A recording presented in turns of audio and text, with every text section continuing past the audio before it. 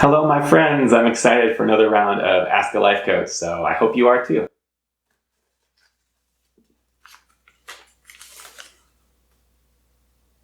How has studying the brain changed your opinion on criminal law? Ooh. Okay, yeah, so some of you know I am a law school survivor, bar exam survivor as well.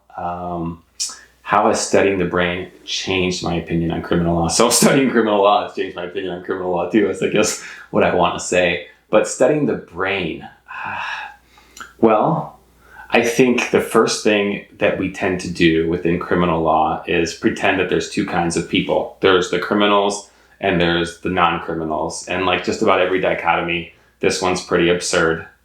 All of us have probably broken a law at some point in time. Be honest over there. And yet for some reason we think, no, I'm the good person and those are the bad people. And I think that's the most dangerous thing that I can think of within criminal law is this outgroup homogeneity bias where we think, oh, all of those people, they're all bad. Like you were a criminal. That's like the worst thing you could be, right? And so people are people. That's what I've learned from studying the brain. People are people. And of course, people are biased and we have so many implicit biases that make their way into the justice system.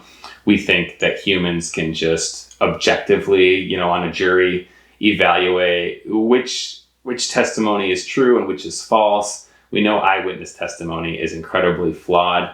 We know false confessions are incredibly more common than we might have thought. So a lot of the evidence that we think is solid is potentially incredibly flawed and biased and inaccurate. And we ask juries to do impossible things. And as a result, they get it wrong oftentimes. And that's horrible and that's prejudicial.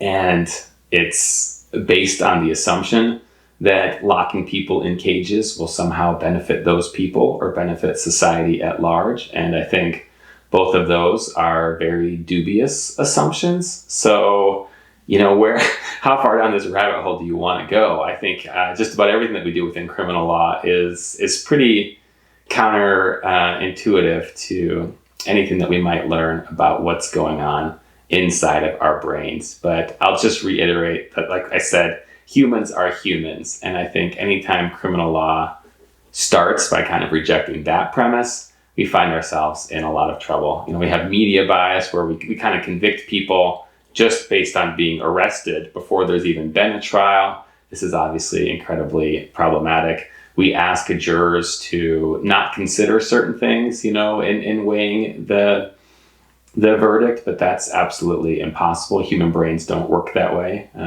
Human memory is super fallible, but it's what we've got. So yeah, the criminal law and criminal justice system, it's hard to even know how far down this rabbit hole to go, except to say, holy right? So I appreciate you asking this question. I hope some of my blabbing on the topic was at least interesting or perhaps helpful. And thanks for tuning in, and I'll see you all back here next time.